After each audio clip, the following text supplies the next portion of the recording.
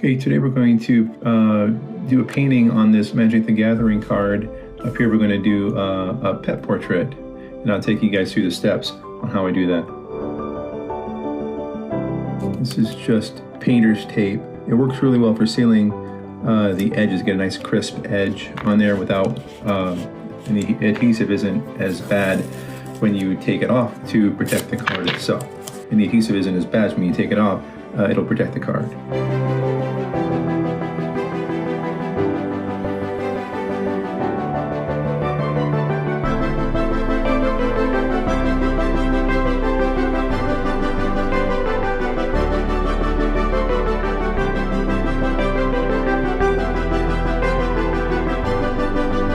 So the first thing I do is I put down a base layer, a primer layer, and it helps to hide all of this high contrasting color. So this is, what I'm using today is gesso. It is a porous acrylic paint, and it's really used a lot, and I use it in oil painting, and it helps absorb some of the extra oil and gives my paint a little bit of a tooth to grab onto. So I diluted this with water, and I'm going to put on several thin coats, and the objective here is to keep it thin. This takes a little bit of time. You don't want it too bumpy. You want a nice smooth texture. In the past, I have used an airbrush to put down a coat of white acrylic paint or ink, and that works out really well too.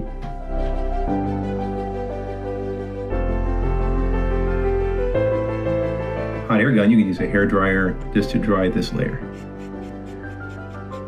And then you just keep building up until you're satisfied with the level of opacity of your white. Again, you're just creating a base layer. You can use, I'm using white today, but if your main composition color is going to be, say, green or blue, you can use, or even just a darker color, warm color, you can use any other color that you want in order to put this primer coat on.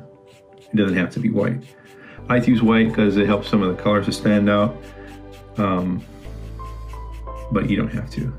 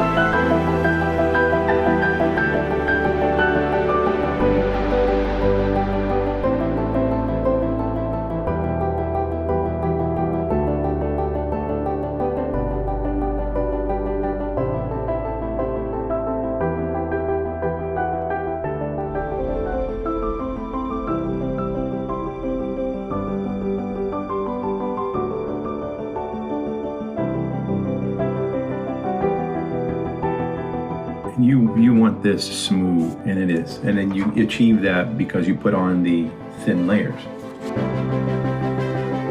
And this is the stencil that I'm going to use. I illustrated this in Procreate and I printed it out. I transferred this over. I'm going to transfer this over by covering the back of it with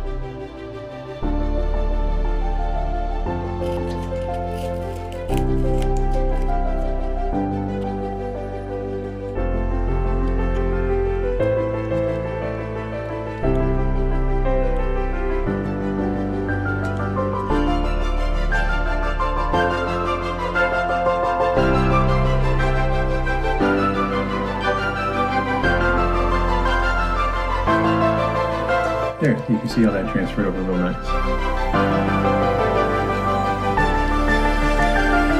So unfortunately, if it was a top piece of tape, it wouldn't be nearly as difficult, but I have to peel this back. And you can see already the nice crisp edge that we're going to get.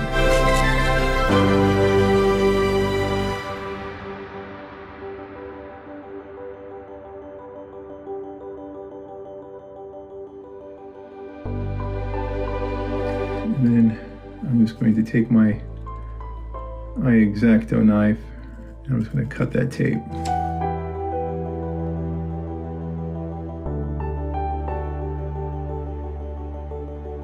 And then we'll put this back right where it's supposed to be.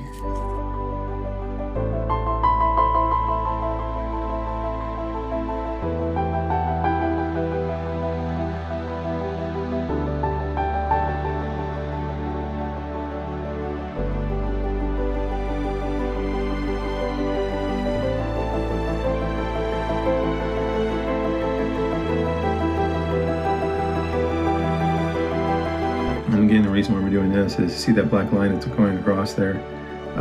That's going to create a lot of contrast, and it's going to seep through the paint, and you'll ultimately see it, well, at least a ghost of it.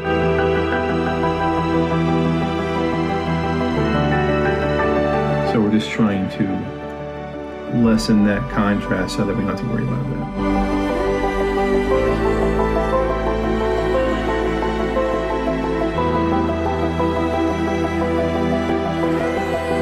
Now the hard part's kind of over. Well, no, the hard part is just starting. Now we get to mix color. So I'm going to put the example of what I'm working on up here in the corner. That way you can kind of get a better idea of what is going on. So this is just cheap. This is just cheap acrylic paint. You can get some really good stuff. I do have some golden that I'm going to be using, but a lot of times I found for altering cards, this cheap stuff works just as well as anything else. So this first, I'm going to start with light and go dark, and you see in the example one of the first, the lightest yellows right there is kind of it's kind of an off taupe, right? So how do you get that? Well, you have to mix. You want to gray down some yellow. So I'm using some of that. It's a dark yellow. It's almost like a light ochre. It's called mustard yellow. So I'm taking that and I'm going to mix some red and some green together. Red and green are going to make a grayish brown. And I'm going to mix that with my mustard yellow and some white. And you continue to play with the ratio until you feel that you have achieved the right value. Remember, the value is the lightness of the paint. We're not necessarily talking about the chroma, although that is, and that's the color of the paint, although that is still quite important. But you can use, if your values are correct, you can use essentially whatever color you want, and it will look right. Now, to put this stuff on, it's done the same way as we did the white underpainting, or the white primer layer. We're going to put this on thin. It's watered down, and the reason why we want to do thin is because we want to be able to control the texture of the paint. We want it to go on nice and smooth. And the reason why we want that is because some people use these altered cards in tournaments or to play with. So we want to be sure that it is going to be tournament legal, if at all possible.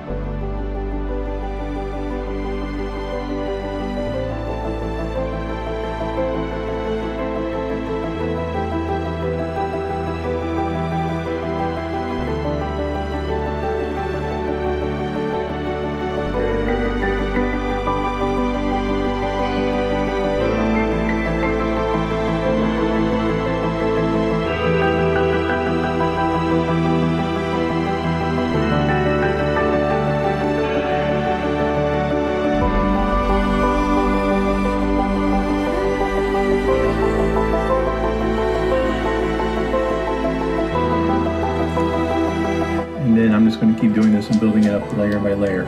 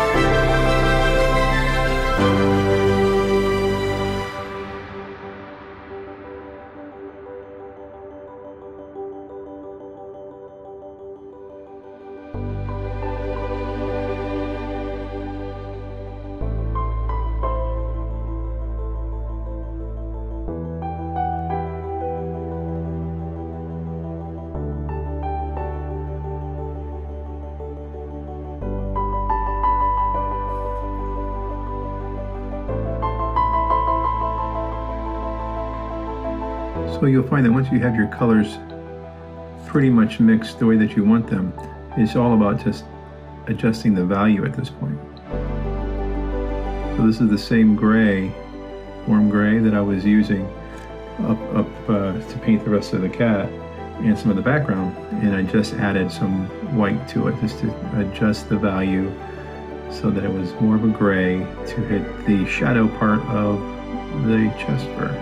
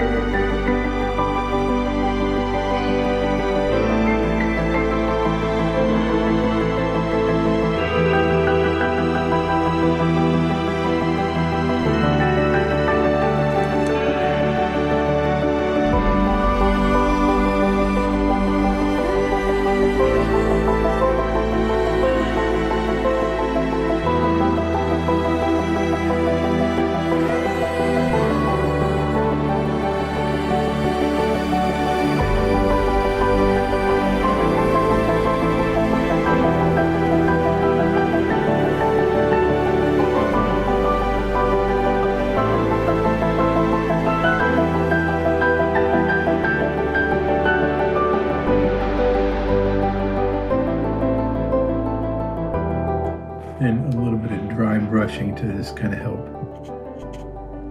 aid in the shading.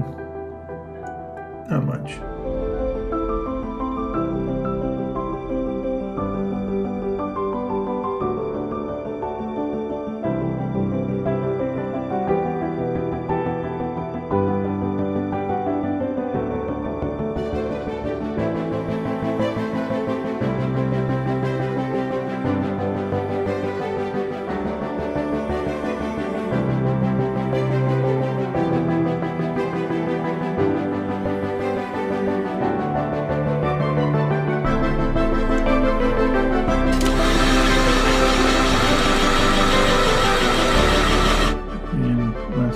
Touch-ups.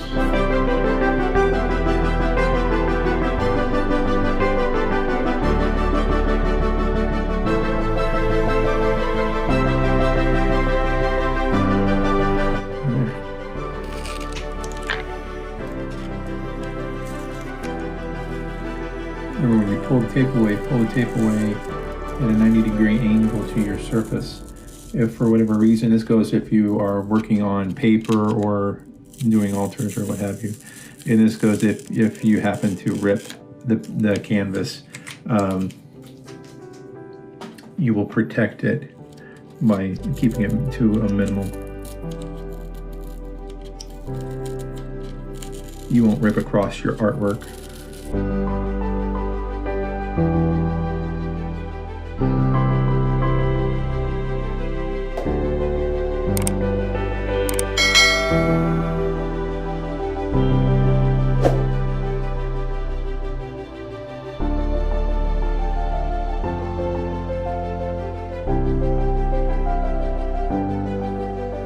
Now, normally, I would take a toothpick and just clean up that edge right there. But I kind of like how that looks. You can use a damp toothpick and you scrape away this acrylic very, very easily. So, release that and just on here by some tape on the back.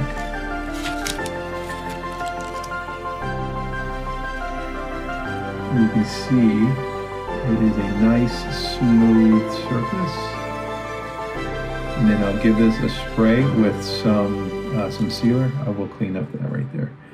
I'll give this a spray with some sealer and get this shipped out. Overall, I think it turned out really, really nice. If you guys have any questions, feel free to ask. I'll be happy to answer them. See you next time.